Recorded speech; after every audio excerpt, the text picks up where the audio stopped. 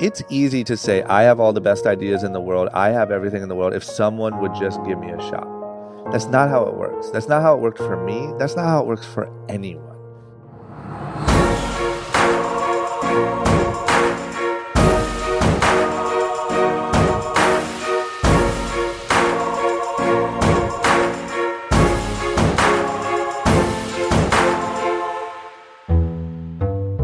For episode 19, we sat down with Chris Pfaff, also known as Drama. You may know him from MTV shows such as Robin Big and Fantasy Factory. He's also the co-founder of Young and Reckless, a streetwear-inspired lifestyle brand, and has a podcast of his own called Short Story Long, which features guests like Kyrie Irving, Wiz Khalifa, and Damon John. We talk about his humble beginnings, life on reality TV, his journey with Young and Reckless, and his thoughts on content and how it's played a huge role in his life in the last few years.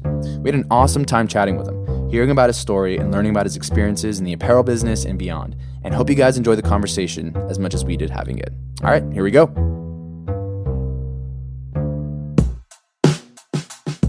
Hey everyone, welcome to the Founder Hour with Pat and Posh. We're here today with our special guest, Drama.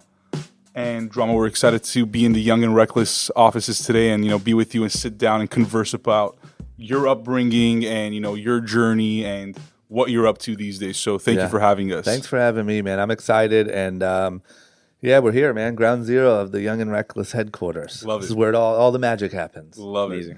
So why don't you tell us a little bit about, I know you grew up in Ohio. You're not an LA native. Yep. So tell us about your upbringing as a child out in Ohio. Yeah, so I grew up in a town outside of Akron, Ohio. Pretty small, not like super hillbilly and wheat fields. But I always say, like, to give an example, looking out the window of my high school, there was a farm with cows, and we just watched the cows all day. And one of the biggest news days in the town was that one of the cows escaped and was running like through the streets, and people were trying to track the cow down, right? So like that's just to give you an example. Grew up. My parents are amazing. They're still together to this day. They taught us first and foremost that love and family and those things are the priority. And financially, like, once again, to give you guys an example, like, we didn't, we weren't like rich by any means or anything like that, but we never knew it. Like they chose, for instance, to like skip the expense of having cable TV. So I grew up without cable TV, but we just didn't know, like, oh, that's because we can't afford it or something like that. It was just like, oh, we'd rather you play outside. We took our kind of yearly trips. We'd pack in the minivan and drive down to Myrtle Beach. That was our spot. And that's kind of what it looked like. Me and my brother, I have a brother who's 4 years older than me. We absolutely fell in love with skateboarding around when I was probably 10. And I do think that was obviously influenced by my cousin, who's a pro skateboarder. But at the time, we never knew him growing up. He's 13 years older than me, and he's lived in LA since he was 16. And he's from a city 3 hours away, right? So I think that we were like, oh, he's so cool and whatever, and we want to do something cool, and it led to skateboarding. But that's all we did. We dedicated every minute of every day to skateboarding. I didn't play any sports. I didn't do anything. All I wanted to do was go mess around and skateboard with my friends. Did you go to like a skate park with your friends, or were you guys doing like, shooting videos? Like, what was kind of a little of both. So what it was, the kind of routine was, I grew up, this is funny actually, I grew up with triplets. They were my best friends. And their mom was going to nursing school and was always busy, and so their house was kind of the hangout because there was no adults. And they all three skated. They were my best friends. And so every day after school, or if I could get out of school early some way, or every weekend, I would pretty much just go to their house first. I remember when my brother got his driver's license, that was like the game changer, right? Because it was like, we can do anything. Yeah.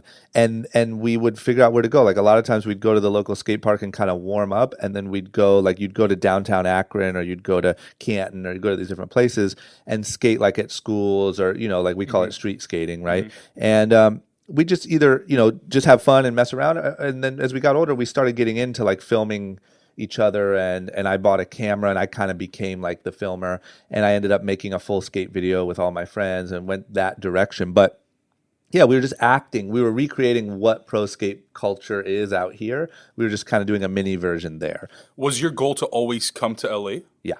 So as I got older, so let's say I started skating at like 10, you become familiar pretty quick that LA is like skateboard capital of the world. And it's hard to explain. Maybe it's different now because of the internet and stuff, and actually the work that Rob did. But like, being a skateboarder in Ohio is not cool. Like you were an outcast. Like, it was still very much like the hot girls like the jocks, and and nobody understood what skateboarders were doing.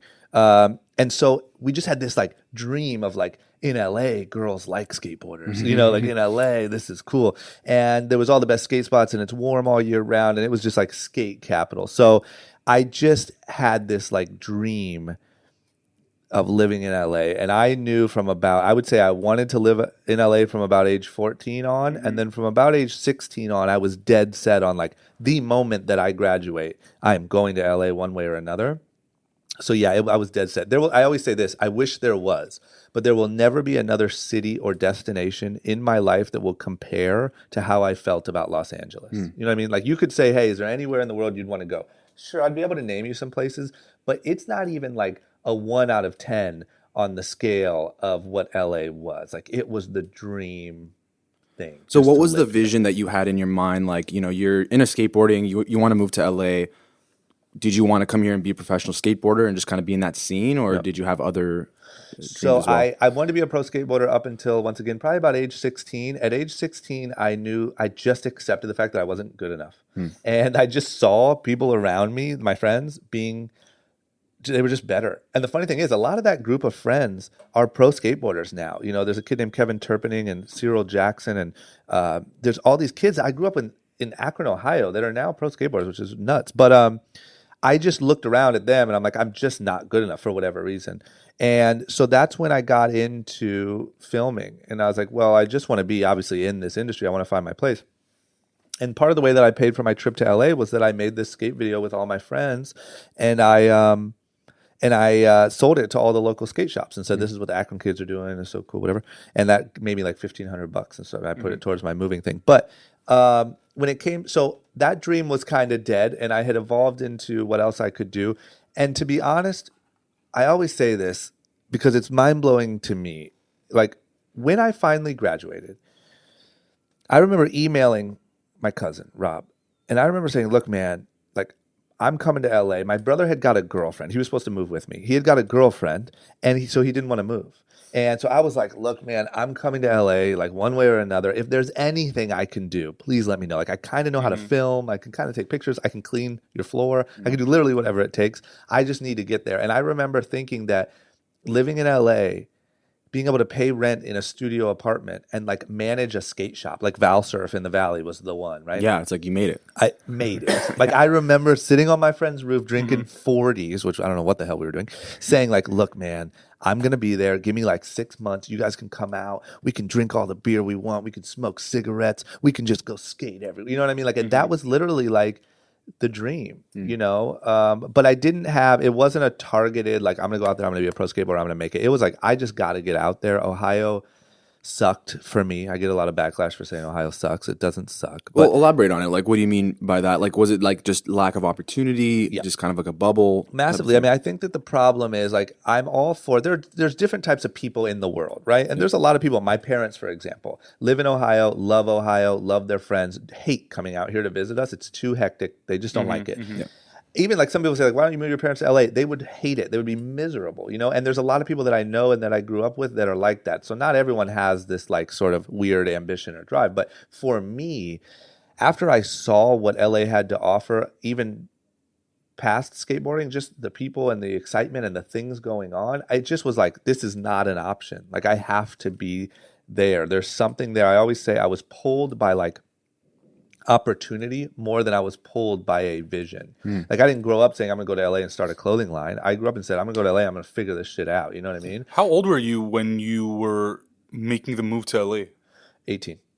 So you had just finished high school. Yeah, so the way that it went down, because this is kind of a good story too, is I said, okay, as soon as I graduate high school, I'm moving. My brother got a girlfriend right before I finished high school, and he was kind of like getting cold feet. And I was like, man, like, wow, what am I gonna do? I still was like, I'm moving. Graduated high school. The weekend after I graduated high school, that was on a Friday, I was skating with my friends. I fell skating, hit my head, had severe brain bleeding, skull fracture, was in a coma for 4 days, blood clot in my brain from the skull fracture, just done, right? Just out of commission. So I literally woke up. I couldn't. it's the trippiest feeling waking up 4 days later. Like your facial hair is just a little longer, and like your nail, and you're like, what the hell? And you have no idea what to me? happened. You don't have an Yeah. idea. And I will say, because people always ask, like, I couldn't hear people talking, like in the coma, right? Like they say. Yeah. But I did feel like I didn't wake up like panicking. You know, like I woke up kind of knowing where I was, but not sure like why or what happened. Right. So all I remember is eating breakfast, and I woke up 4 days later. But the problem was I had this blood clot in my brain, and so I couldn't leave. They were worried that I was going to have severe seizures and all these problems. And so I kept having to go get CAT scans every month to see if it had went away, and it never went away. And so finally in November of that year, I turned 19 in December. November 10th is when I moved here, and they said, look, we don't know. Like it probably will just fix itself. Like it'll probably just correct. If you can go, if you want to go. If you go and you start having dizzy spells and seizures and all this stuff, obviously you got to come back. We might have to do surgery, whatever. But just go for it. And so that's what I did. And I came, and I was super nervous when I first moved here because I thought any little thing was going to trigger like a seizure. But yeah, so that was right at the tail end. I turned 19 essentially a month later after I moved here. And you came here with what? No money? Yeah, I had $2,500, I think. And you were living with your cousin? Yep. So the way it worked was when my brother was 18, I was 14. My brother was so good at skateboarding. My cousin saw like a video of him skating and was like, oh shit, like my cousin's actually really good. So he's like, hey man, you should come out for the summer and skate with me. Like I'm going to be filming this video. Just come skate with me. I think you could really make it happen. And I was devastated, like beyond the worst. Like I said, LA was it for me. And then pro skateboarder, and then he's filming the DC video and whatever. And I was like, man, I'm never going to have this opportunity. By the time I'm 18, Rob's going to be married. You know, life is so not fair, me. And so when I turned 18 and my brother bailed, I sent Rob an email and I said, I'll do anything I can possibly do. You let my brother stay with you for 2 months. Is there any way I could stay with you for 2 months? Looking back, now, Yeah. do you think that decision of coming to LA and just figuring it out was the right one? Oh my God, like so beyond the right one. You know what I mean? Because you're still here, so clearly I'm still like, here and I'm just thriving, right? Yeah. And it's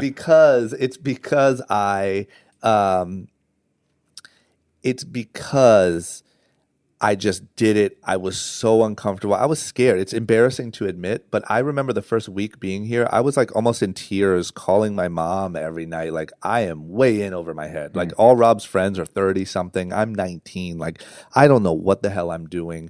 But it was always this like spirit of mine to just go for it and figure it out and make it happen. And so what ended up happening is I found a gap, and that opportunity ended up with me staying with Rob for a month, and then I went home. So I came November 10th. I went home December 20th for Christmas, and the goal was you find an apartment in that time, and then you go live there. And so I had found an apartment. I was ready to move in, and then like the day before I left or something, Rob's assistant quit, and he said, "Yo, you want to be my assistant?" And I'm like, I don't know, man. Like it felt so crazy. And all of his friends came to me and were like, don't do it. Like it's going to ruin your reputation, ruin your relationship with him. He's not, he's very serious when he works. And they're like, it's just your family. Like just keep it family and don't work together. So I'm like, look, I mean, worst case scenario, I hate it. I quit. I go work at Valsurf, right? Like that was the goal anyway. So I got my apartment. I said, sure, I'll do this, man. And when I came back out after Christmas, I had my apartment to go into, my little studio apartment in the Valley, and then I started working for him. So it was only that like, screw it, things aren't lining up for me. Yeah. My brother doesn't want to move. This isn't going to happen. This isn't going to happen. But whatever, that actually led to me having a gap. I mean, I don't know. Had I moved here with my brother, right? Maybe I wouldn't you took have this big that. risk. You came to LA. You didn't have a job, but there was an opportunity, and you're just like, I'm gonna take it. And it's with family. Like, what's the worst that could happen? Yeah. So, what was Rob up to at the time? I mean, was this before the shows? Was it? Yep. So before the show, so he was just a pro skateboarder. He was doing really well. He's always been really business savvy, but not anywhere near what he's doing today. He had he was sponsored by like Red Bull and DC and stuff like that. And my jobs were literally like making coffee for him, doing and folding his laundry, and then like driving down to DC to pick up a box of shoes and bring them back. And then we'd go skate. He'd be working on a new video, and so we'd go skate together. And it was just very not anywhere near kind of once we got into Rob and Big and that stuff. But still, for me, that was like crazy. Yeah. You know what I mean? That was crazier than anything probably I could experience now. But yeah, very much just like the assistant for a pro skateboarder. Just being in that scene. Yeah. Did you enjoy doing what you were doing? Being assistant? Yeah. I've hated it. You can cuss. It's okay. Okay, thanks. I fucking hated it with every ounce of my being. Like, I love him to death, and there's nothing he like did or anything about that scenario that was like not what assistants do. But Right. I was a 19-year-old assistant, and he didn't treat me any differently. And I'm so thankful now because the shit I learned because he didn't baby me is the only reason I'm here. But it was rough, and I remember, and it's funny because I met up the other day with a girl who used to be a production assistant on Rob and Big, and she reminded me. But I would literally, when we started filming Rob and Big, I would be so overwhelmed by like just getting yelled at by everyone, production people and Rob and all this stuff, trying to like literally do laundry with the laundry door closed and squeeze in the closet because I couldn't disrupt the filming and doing all this stuff. I would just go outside and have these like mini panic attacks of like, I'm just way in over my head. Like, this shit is just crazy. And it was rough, but I just always knew, like, obviously this leads to something. Like, I'm a part of some real energy here. Like, this comes to something, but I hated every second of it. So like you're at this point where like you said, you're like 19, 20 years old, and some of your friends were getting into pro skating and maybe others were going to college, and you're Rob's assistant. Mm-hmm. What was going on through your mind? Like, what is this going to lead to? You obviously said there's something, but did you have any idea what that something was going to be? No. So I'll say too, like, once again, if this makes any sense, and this is why I preach this a lot. I think that one thing that happens to young people is they kind of get their mindset on like a dream, and you stay so close-minded on that dream, and you're just missing other opportunities, right? And keep in mind, this is my path. Like, if I would have dreamt to be a rapper and I would have became a rapper, I would have had a different message probably. But my path, to show you that there is a different one, is I followed opportunity. And so when the TV show stuff started happening, even though I was so overwhelmed mentally by just all that was going on, and I never had the dream or goal of being any sort of celebrity, especially a reality star. Okay. It was everything in my instinct to go away from that, But I knew that there's obviously massive things happening here. Like, there's action, and I want to be in on the action, And so no, I had no idea what that meant. I just knew, like, grind it out, take the beatings, get in on the show however you can. That's how my character ended up being my character on the show. Like, there was moments when I was asked, there was a key moment when I was asked to rub Icy Hot on Big Black's bare butt. And that was the first moment I was called into a scene. Yeah. And I said, I can't do it, man. I just can't do it. It's crazy. Like, you want me to bare hand like this dude's butt.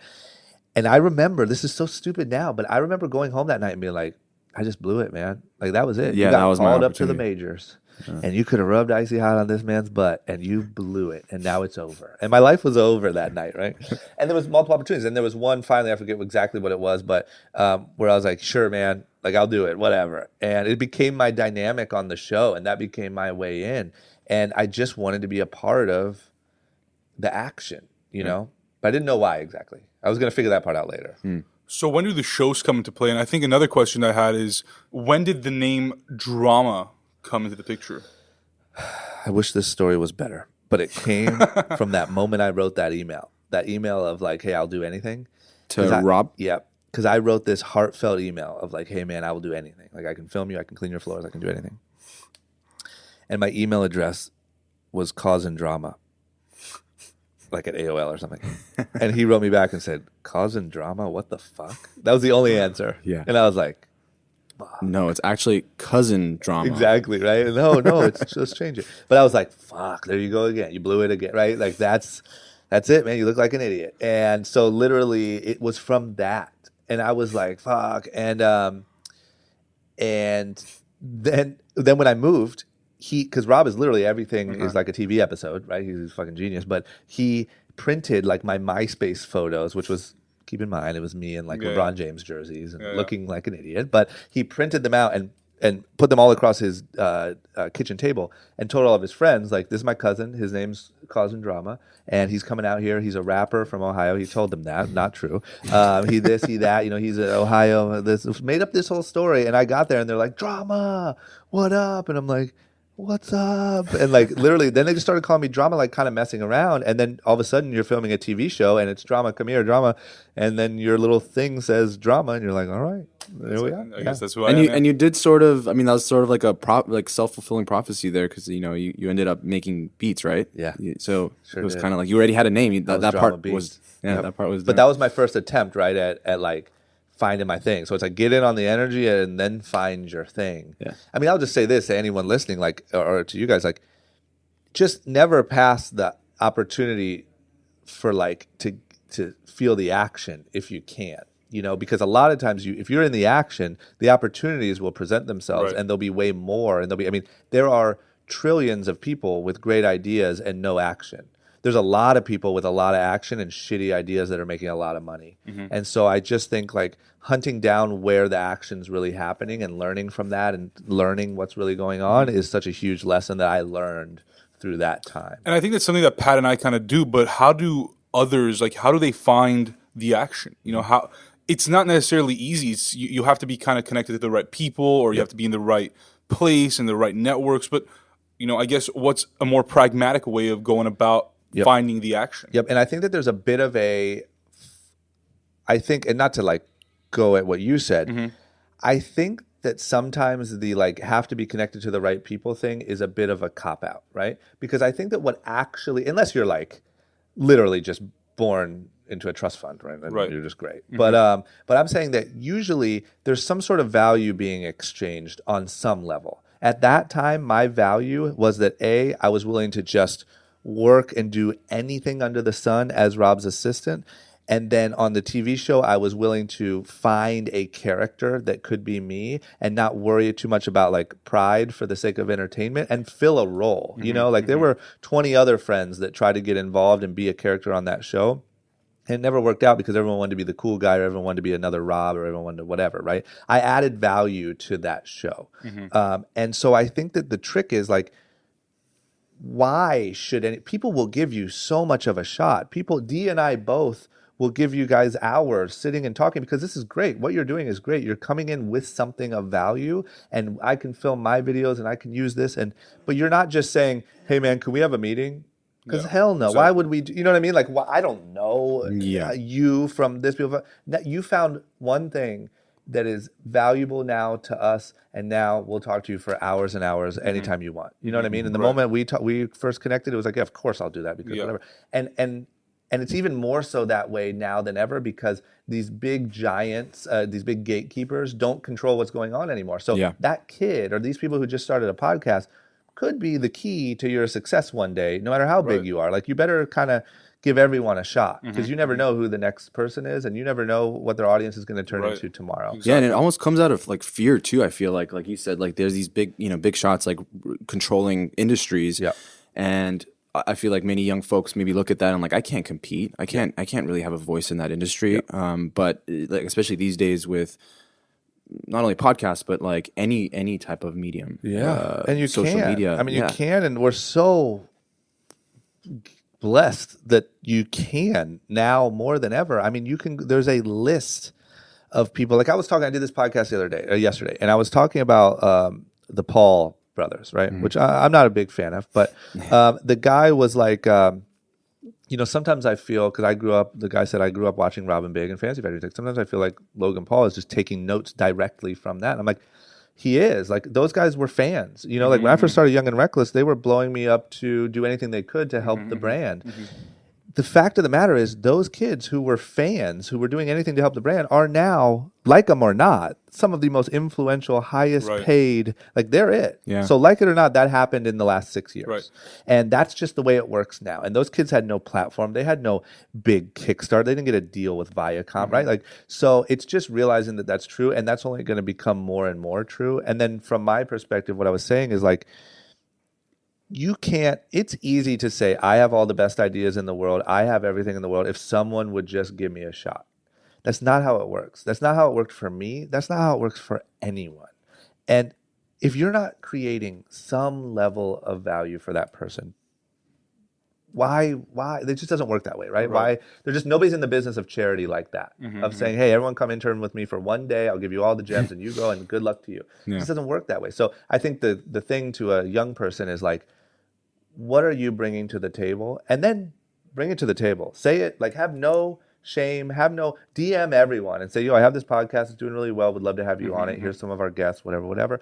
Do it to everyone. Don't take one specific shot and say, like, once again, just because I think it's valuable. This kid the other day who I did a podcast with, who was incredible, reached out to me through my Instagram, and I don't think has many like listeners or anything like that.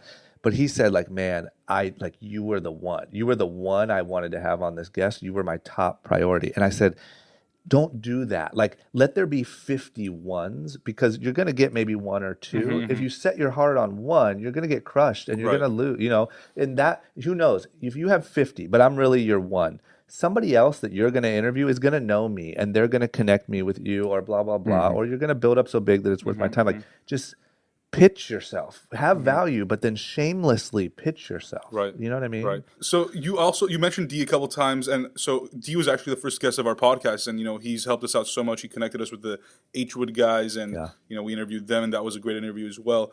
How did you and D meet? How did that happen? I know D touched upon it a little bit when we talked to him, but I know you were doing a couple of the shows, and you guys connected at the time. How did that work out? Yep. So here's the funny part of that story. I don't know if you told it or not. Is we had mutual. He was friends with Rob's manager at the time, or I think that was it. And the funny part of this story is, on Rob and Big, I hardly got paid. Like, I got $0 the first season. I think $750 for every episode I was in, which was like 3 on the second season, and then $1,500 for every episode I was in, which I think was 5 on the third season.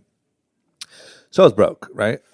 And I saw Rob making millions of dollars off of his DC sponsorship and all this stuff. Big Black started Big Black Clothing. He ended up making a couple $1 million off of that. I was like, okay, well, I can get something. You know what I mean? Like, I can get some sort of sponsorship. So I went around to everyone, like literally Echo, every brand that I possibly could, and begged for, my number was $500 a month. And so because of this mutual acquaintance, I met with D and them. And I said, hey, man, I'm on this show, blah, blah, blah, $500 a month. I'll wear 5'4" head to toe. It'll be so dope. And they were like, we don't really do that. And like, you're not really on the show enough. And I was like, shit, man. Like, I'm third in line is not enough to be in the money, right? It cuts off after 2.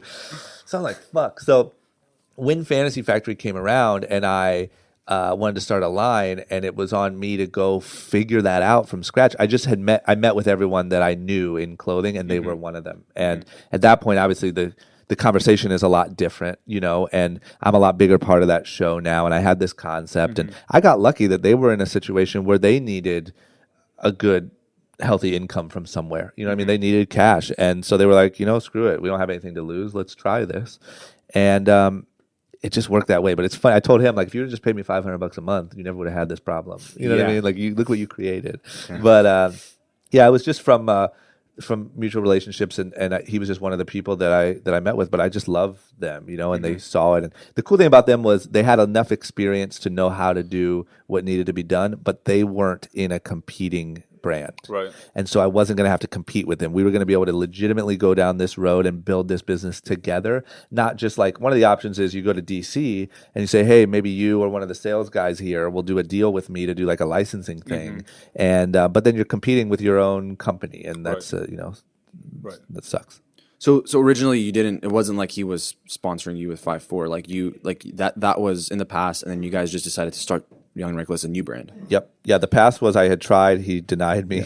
Yeah. And then we came back, and at that point I had the name. Like, I had the name Young and Reckless. I think that I had the logos at that point, and then I had the fact that this new show was about to start, and Big Black had moved to Texas to raise his daughter, and I was now the second in line, right? And so now I should be in the money now, right? And so that was the thing. Why the name Young and Reckless? I really, really wanted to create. So number one, my biggest fear was creating Drama's merch brand. And if this makes any sense, like the way that my brain worked then and still works now, and sometimes it haunts me when I'm trying to create all this content, was I didn't want to be a celebrity that sold product. The way I thought of myself was I wanted to be like more in the background. I just wanted to run a business. Like I wanted to have a real life in LA. I didn't want to worry about trying to pump myself up to make money. It felt like being a stripper almost, right? Especially because it's not based on any talent. Like I'm not trying to sell more albums or hit more home runs. Like I'm whatever. I'm not that guy. So that's all I wanted.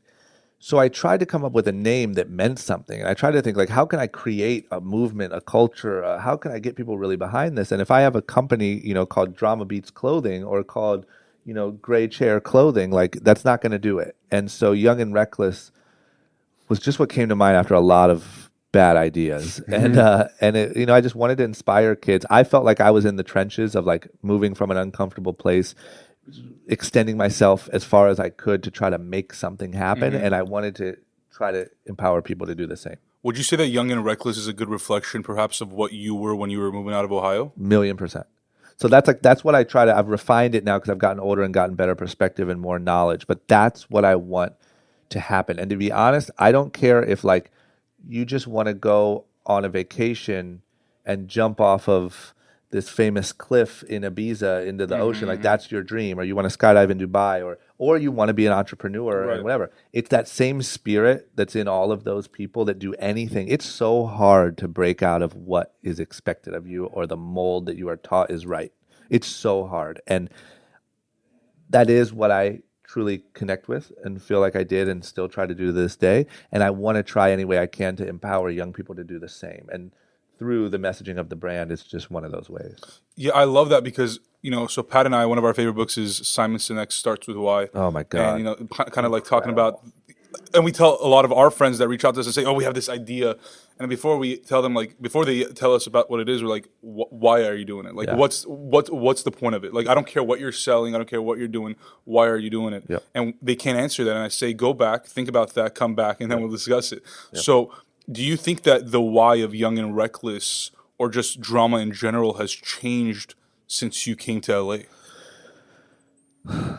No, I really don't. I feel, to be honest, that part of my mentality feels completely like intact and the same. And I almost wake up today with the exact same feeling that first hits me as I did when I was 19, living in a studio apartment in the Valley. Like, it's like, all right, like you got to figure this shit out. Like you got to be aggressive. You got to be creative. Like, and like nothing's going to be, you could very easily be working at Starbucks or back in Ohio in a year if you don't, like I just feel that way. And I don't think I ever want to lose that. You know what I mean? And that is what I still want to empower kids to do. I think the only thing that has changed is when I was 25 and Young and Reckless started becoming very successful.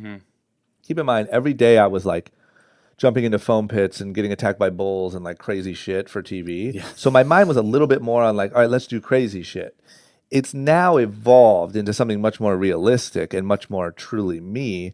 That is like, okay, now I've ran this business for 9 years. I truly know a lot of, and obviously have a million things to learn, but I know a lot of good business lessons and kind of life lessons and mindset lessons. And so I'm able to come at it now from a much more educated perspective and give practical, real advice on how you do that, as opposed to like, just be crazy, do anything that anyone says you can't. Like, great, but where does that go? So now being able to do a podcast, being able to do podcasts like this and really answer those questions, I think I'm really starting to connect with people in a deeper way than I ever have, even on reality TV, because they're getting real information. It's something they can go do tomorrow, not just like, hey, go be crazy.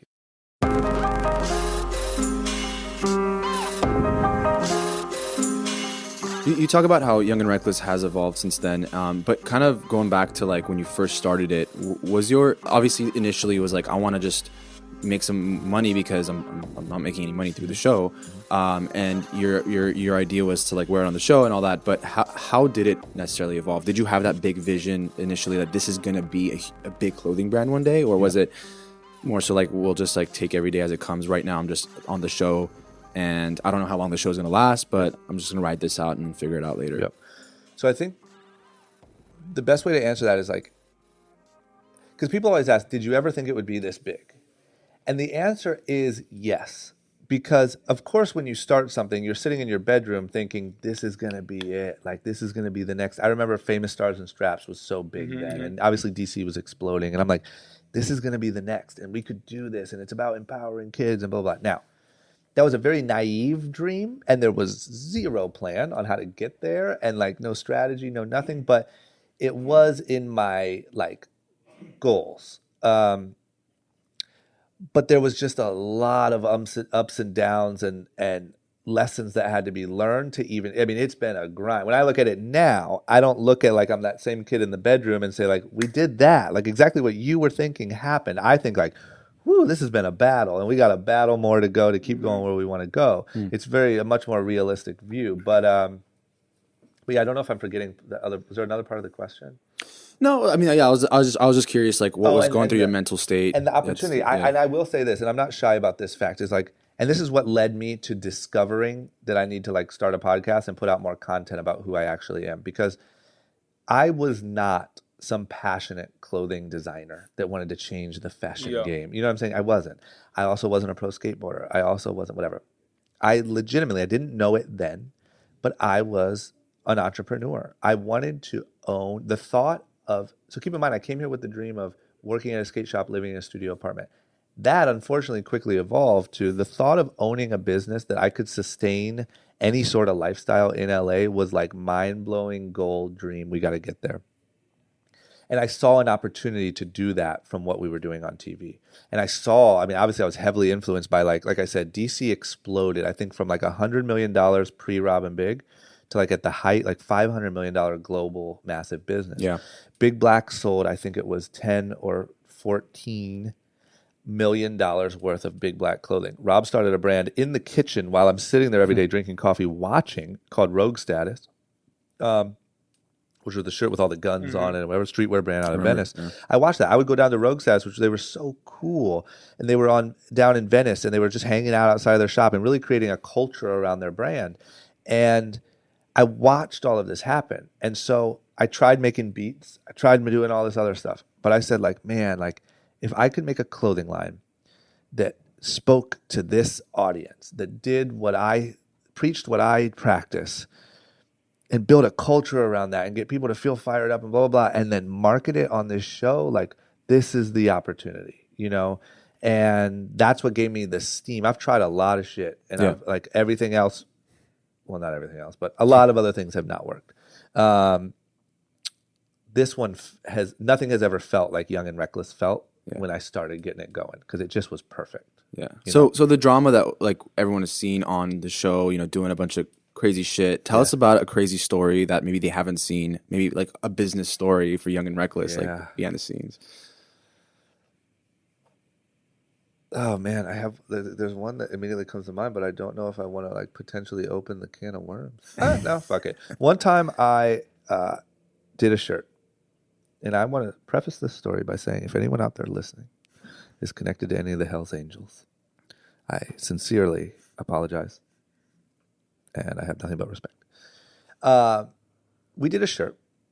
This is when we were filming the show. One of my graphic designers, so the way that we would do it when we were really flowing, like let's say season 4 or 5 of Fantasy Factory, Young and Reckless is working. The way it would work is I would get the shirts that were going to be in the stores when the shows aired and have them printed early and sent to my office so that I could wear that line, so that would match what was in the store. Yeah.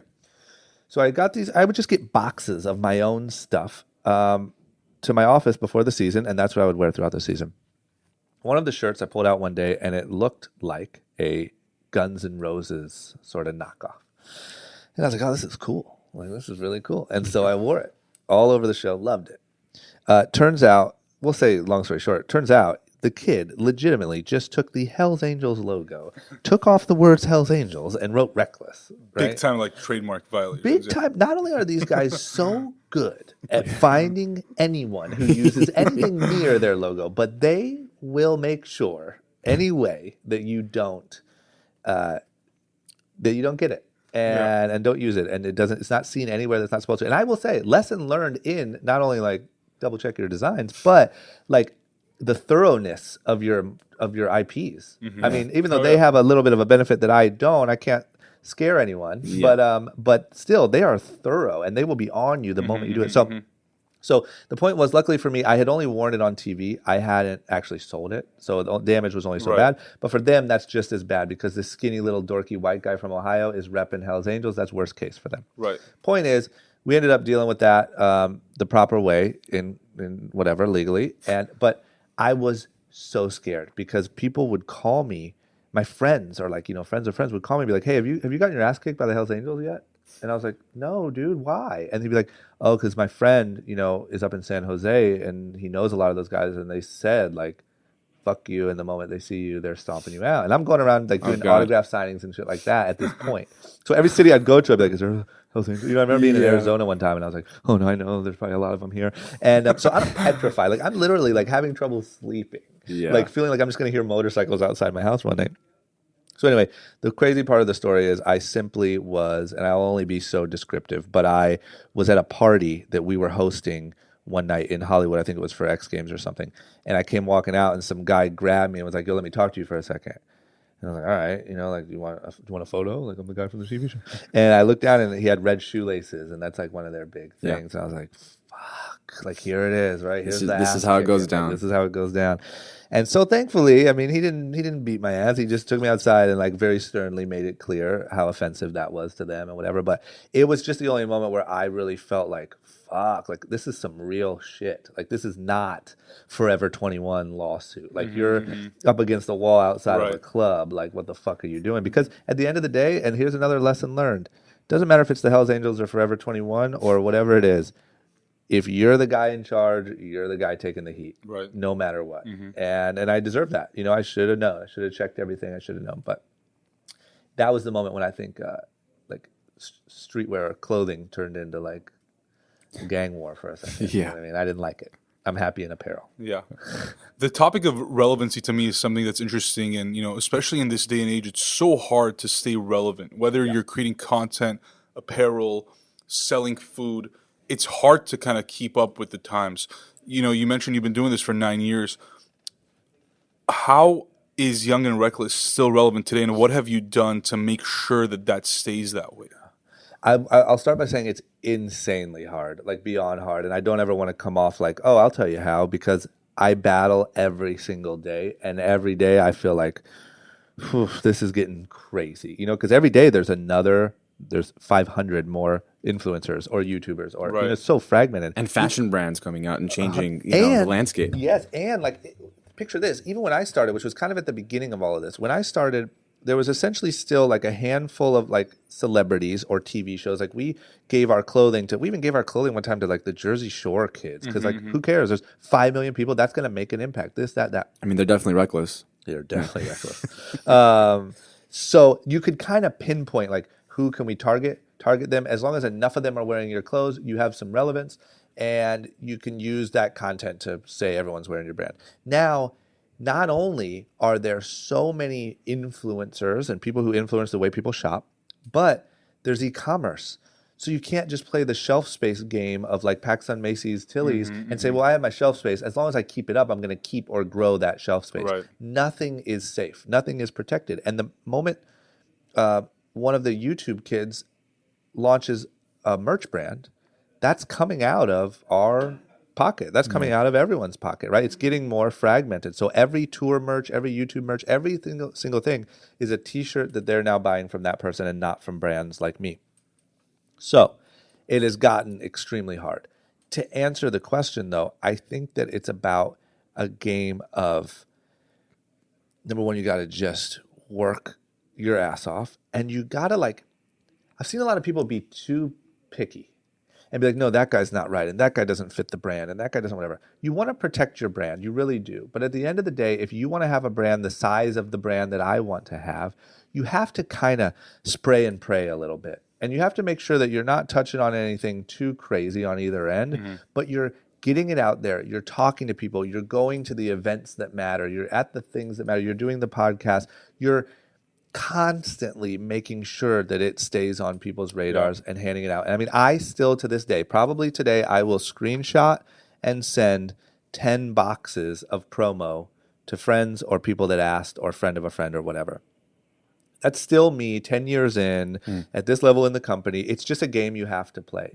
And I don't know, man. I think other than that, you just gotta be smart. And at the end of the day, like what you said with the Simon Sinek book, if you didn't start with any purpose, this is where you get wiped out. Yeah. You get wiped out in the relevance, right? Young and Reckless has lasted so long a lot because of the name and what it stands for. And that does a lot of work for me. You know what I mean? If it's, like I said, gray chair clothing and we're just hoping for the best, good luck. You know what I mean? That's why the why matters so much. Because now it's going to connect with people that you didn't even have to connect with. You know? So 9 years, still going strong. Tell us, I want to kind of talk about kind of what you're doing aside from Young and Reckless, which is you obviously have a podcast of your own, Short Story Long. You do group chat with D. You know, tell us kind of how that content side came about and what you're doing there.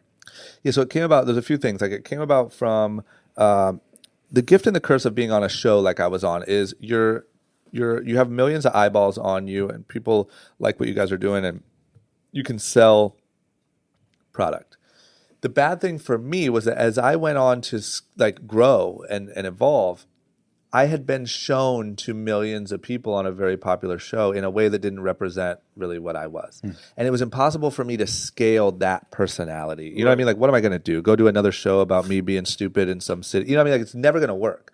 So I just realized I took a break a little bit after the show, which I felt like was necessary for kind of like if Drama from Fantasy Factory would have came out and been like preaching to you on a podcast, you'd be like, shut up, dude. You know what I mean? And I think like it needed that time to just show and prove that you could actually do this. And then I just thought to myself, like, what is my why? Who am I really? Like, what can I build on? And that is that I'm a uneducated, meaning no college, high school education, kid from a small town in Akron that just came out and fought for his life and figured this shit out the non-conventional way. And now I'm living the, what I would say, entrepreneurial dream for someone from a place like that. And I think that it's my job to build on that and share those stories and tell other people's stories as much as I can and kind of bring that all home and continue to build and let the next people go do that. You know what I mean? Damn, I just lost my train of thought again. Well, we're talking about you doing like just overall content. Like that's a big part of your life now. Sorry, I keep... So the next thing is, so that's why I started the podcast. That's why I kind of went down this road because you need to find out, once again, you need to find out what is even your message before you can build a bunch of content on top of that. Because if it's just, hey, look at me, it's tough. Yeah. So that was my message. That's what I want to get across. The first step was a podcast because it's very, you know, there's no rules. I didn't have to wait on anyone. I didn't have to go get a deal. I could just do it and post it. And that started the momentum.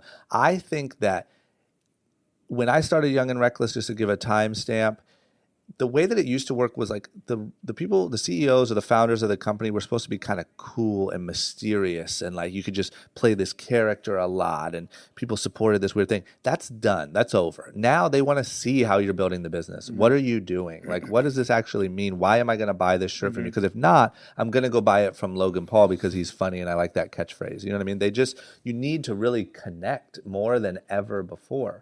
And that's the goal. And I think that really what's coming is I think that we're in an era of content like Instagram short form content, YouTube vlogs and that stuff. A lot of the stupid stuff kind of blew up because I think people didn't realize how much attention it was really even taking from them. You know, like you're just on your phone. You don't think when you're on your phone 6 years ago that it's becoming your new television. Right. You're just on your phone. You're just watching funny cat videos or funny whatever. And then all of a sudden now in 2018, this is the TV, this is the cable network, your phone is everything. And just being honest, a lot of pointless shit is really, really popular. And that's the age of kind of this influencer thing. That really gets I think that what is coming and where that will evolve to is the people that can connect as good as a YouTuber or an influencer, but has something real to show. That's why I think that Will Smith starting YouTube and Instagram has been like this, the greatest gift we've ever been given by Will Smith, because it's somebody who's speaking the vlog language. He's not trying to be too cool. He's not doing any of that. He's talking directly to you like some 16-year-old kid, but he's Will Smith. And he's going on Jimmy Fallon and he's filming a movie and he's bungee jumping from Tom Cruise's helicopter, whatever the hell he's doing. Right. And that's, of course, going to overshadow somebody just messing around, meaning nothing all day long. So I think that, like, I just think I'm on the right side of where this thing's going. And I think that my goal is to, as transparently as I can, show people my real journey and real stories of other people's journeys, and say, by exposing you to this, you can do it too. Yeah. Right? And you talk about how much, content there is these days, and like it's so saturated, like any type of medium you think of, like just content. Yeah. How important is it? And this is, I think, just a general good business lesson, is like to have this kind of niche. Because I think where we see a lot of people kind of just fall short is like they just kind of shoot for just general like public, where they don't really focus on something. I don't know, how important is that to you, and do you feel like you have like a target that you're trying to like really connect with? Yeah. So the way I see it is this: like, there's so much content needed, it's insane. Like, it's like, to even have a shot, you need a podcast, a daily vlog, a blah blah blah. Your Instagram's popping, this, that, whatever. It's mind blowing how much you have to do to make an impact. And I think that quantity matters over quality much more than we know. Right? It's the quality of the message, not the quality of the video. And I think that for the amount of content that's actually needed to even potentially have a shot, if you don't have a core sort of value or target, now you just have a lot of nothing. You know what I mean? Like, one of the reasons why I like, for instance, what Gary Vee is doing, he's putting out so much content. Unreal. But it's like insane. It's insane. But what I'll say is, he's not reinventing the wheel every time he makes a video. It's a lot of the same shit. Yeah, exactly. And that's why it works, because he stays very on brand and on message, and it allows him to put out 50 videos a day on all these different platforms. It's the only way it's possible. So if you say, like, okay, what I'm going to do is I'm going to conquer the world with content. I'm going to make 5 videos a day on every platform, but I don't really know what my message is. You're screwed. You're just dead. And you got to find who's even right for this brand or this message. Be honest with yourself and with them about if they're right for it or not, and follow kind of what people are saying and what people are gravitating to, and then expand on that and keep learning yourself. Like, don't ever become someone who's just sitting preaching over and over and over. Once again, just to use, I'm not even the biggest Gary Vee fan, but another thing he does really well that I think separates him is, you see him actively working. Like, he's in the back of an Uber. He's outside. Like, you know what I'm saying? It's not all clean. His and, like, content is him at work. Like, it's like you're literally like in an airport. He's not sitting right at now. home like staring at a camera. Yeah, He's or like a perfectly in produced video. Like, you need to get out there and hustle. Like, it's just like, who are you, guy? What do you even do?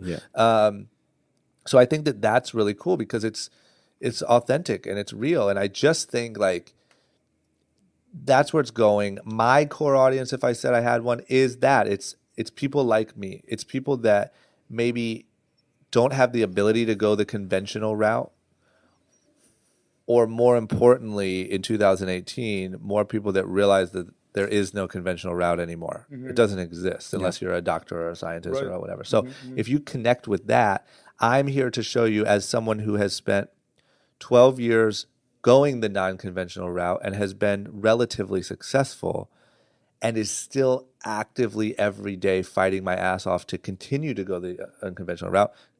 Join me. I'll share with you what I know now, and I'll share with you everything that I'm learning from here forward. Yeah. We talked about media a lot, and one of the guests we had studied journalism while she was in college, and now she's like an influencer and just killing it, making a lot of money. And we were talking about how journalism essentially is dead.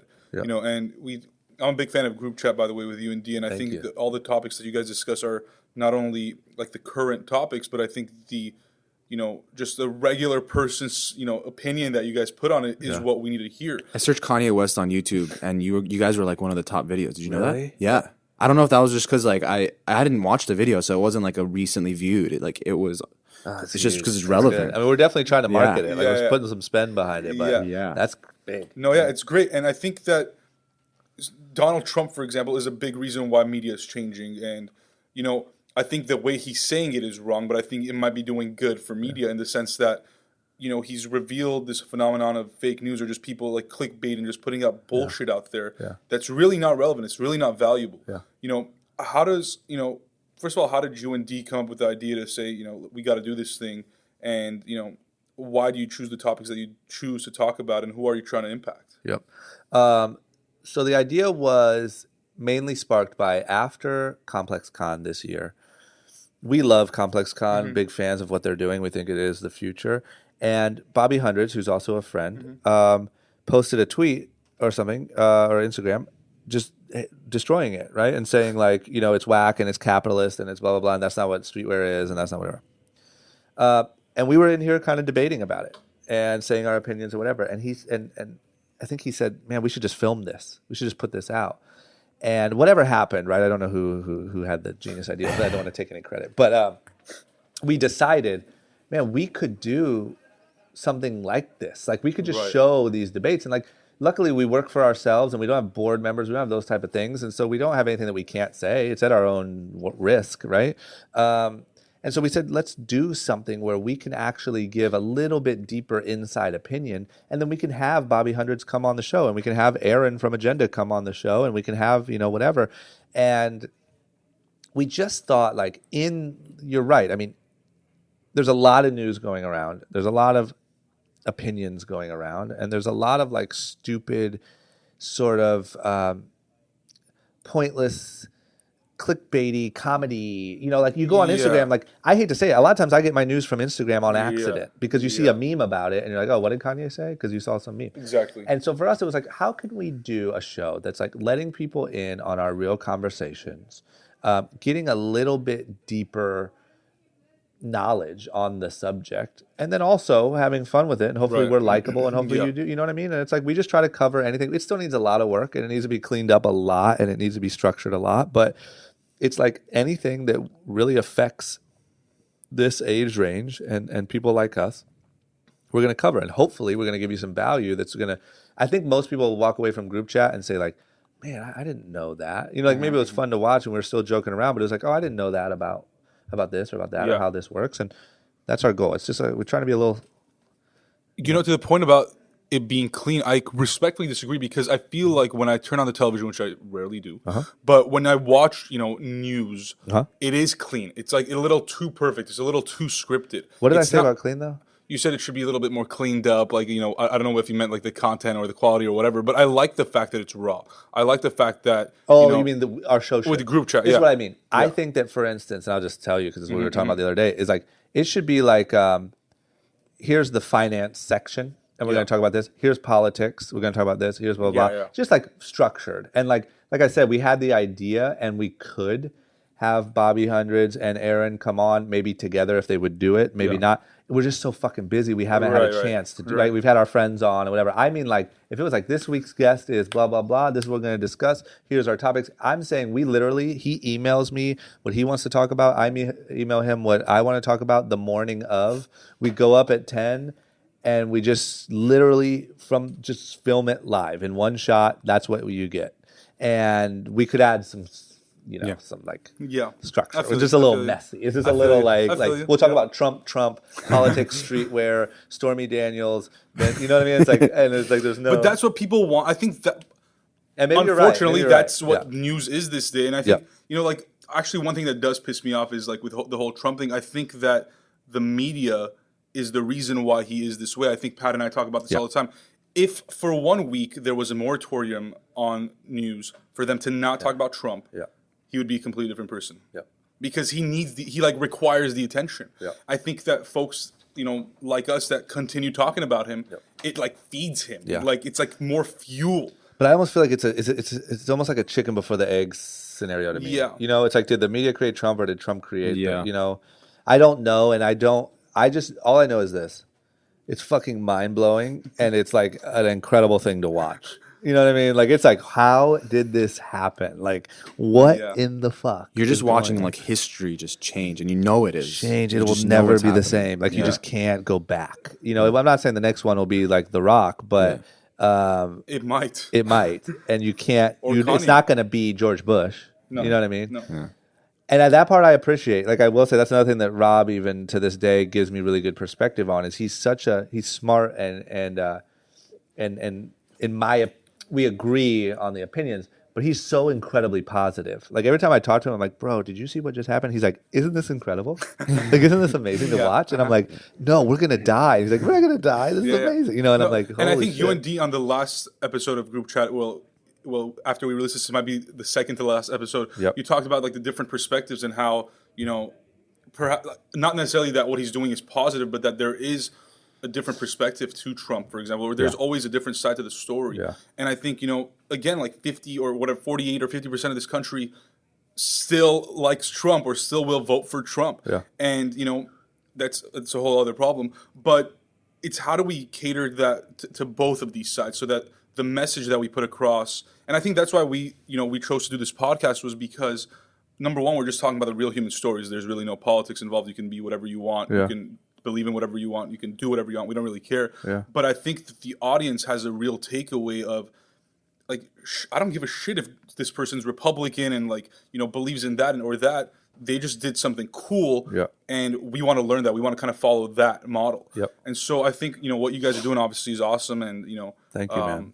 Hopefully we continue seeing more of that, and just putting out more content. And who knows what this will all lead to? Really, I don't really know. I don't know. Both of us don't really know what this will even lead to. But it's going to continue to evolve, and you just got to play the game. And to tie it back to the beginning, man, it's like it's where the action is. Yeah. We know that. That's undeniable, right? The action is in creating content with a message on brand for yourself, whatever it is, and it's podcasting and it's video blogs, and so it's like it's podcasting now, right? Like, but like tomorrow it might be something different. And like you said in the beginning, like if you're focused on like I'm going to create the biggest podcast in the world, and I'm only going to be focused on creating the biggest podcast in the world, you may miss the next big channel. 100%. And I think the sweet spot is in the middle, right? It's like sure, podcasting could kind of phase out, but I think that it will phase into something new that if your message is strong enough, your people will follow you too, right?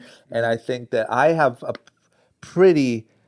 quite a bit of faith that podcasting is a new medium that is here for quite a while. Yep. I don't see it as like a Snapchat. Like it's a medium. It's radio. It's not, the station. Yep. And I think that as long as you're building that audience and that message, they're there no matter what the medium is. Like that's one thing we told ourselves that made us really reassured us a little bit when retail was just getting crushed and we had just spent the last 7 years building in retail, was the audience is there. The people who like young and reckless clothing is there. They are just moving to shopping online. So we need to switch to being online, right? So the people are there, the listeners are there, and it's just, this is where the action is. It's clear as day. It's nowhere else. So just like when I started Young and Reckless or got in on the TV show, I had no idea where it was going to lead, but the action's always going to lead you to the best place. It's the best option. Yeah. Drama, I kind of want to know with this question is like you are an extremely hard worker. I can imagine like having all these things going in one day is a lot to do. And you still got that fire going. Like what do you do outside of all this? Do you have family? Do you have anything else you're doing? Yeah, I've gotten better at that recently, right? So I do think for a long time. So don't get me wrong, like I'm not some like crazy, all I do is work and then sit in my room and think about work. But like I never really had like skateboarding kind of phased out around like 26. Now it's just I do it once every few months, but it's just super painful. Yeah, I'm getting old, and I don't have like any hardcore hobby, or anything like that. But I have gotten a lot better lately in the last couple of years at like reading. Like it sounds, I genuinely really enjoy it now. And the first book that sparked me that like books are incredible was Start With Why with Simon Sinek. Yeah, I read that. I'm like, this is.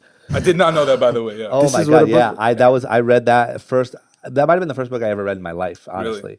And from front to back. And I watched his TED Talk first. I don't know if you saw that one. Yeah, he's amazing. I watch a lot of his stuff. Yeah. But so I genuinely enjoy reading. I genuinely enjoy working out now. I'm learning to like meditating. Stuff like that. So what's happening to me now? I feel like the way that I describe it is, I came up here. I was like full throttle. I'm in LA. Do everything you can. Just like chug Red Bulls and get it done. And it just maxed out at like 27, 28. Like you just can't live that way. Yeah. And I just was super depressed and bummed out and nothing made sense. And at the same time, Young and Reckless was having trouble with retail. And it was just a very bad time. Yeah. And so that's what led me to like, okay, what's the right way to do this? And I've learned so much from the guests on my podcast. And I've learned so much from these books that I've read. And I just now am truly taking control of my calendar, when I have time off, I have time off, and I whatever it is, watch a documentary, read a book, exercise, do those things, and just being more balanced that way. Right. But I don't. I still wish I like would just love like bow hunting or something. You know what I mean? But I haven't found that yet. Yeah. You're too young for that. Yeah, but am I or jujitsu or something?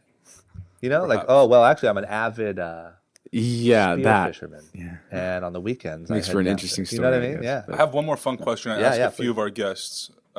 It has nothing to do with really anything. But if you were to create your own flavor of frozen yogurt, Pat's probably thinking, God, I don't know why this guy's asking this question. But what would it be if you had to create your own flavor of frozen yogurt? I'm trying to think of what like the most delightful thing in the world is.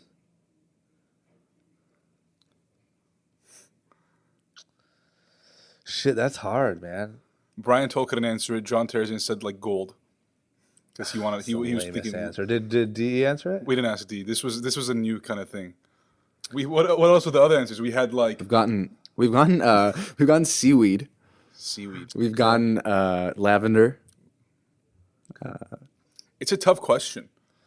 I know, but it shouldn't be. And there should. I mean, I need. What I'm trying to think of is something that I have like smelled that's not edible that I really wanted to eat. You know what I'm saying? Like, I was gonna about, say like- like fresh what about, like, laundry, gas? but I don't know that would taste good. Do you like the smell of gas? I'd love the smell of gas. Yeah, I love it. If I wonder you how it could tastes. make, I wonder. Okay, if you could make, this is gonna sound crazy. If you could make frozen yogurt that tasted exactly like gasoline smells, It would be incredible. Or like a new car. Or like one of those smells that you're just like, Yeah. God, like, where does this come from? or even like a freshly bleached, like like bathroom. Ooh, You're just like, yeah, it's good in here. so like every like that. chemically kind of like just things that can kill you. just terrible things. But Yeah. you're not using those chemicals, just the scent Yes. in that flavor. Yeah. If you could just. I scoop feel like up people some have of that gotten really gasoline. good at that, like making flavors out of scents. Yeah, I don't know, well, like we you have a see new like challenge. donuts and Yeah, Yeah, perhaps, there's a new challenge for the world there. Yeah, there we go. Launching Gasoline smell. like that. There we go. Drama, it's been a great conversation. Thanks so Guys, much for this is being on the amazing. show. Thank you guys so much. Thank you. Hope I didn't talk too much. No, you're It great. was great. Thank you. Thank you.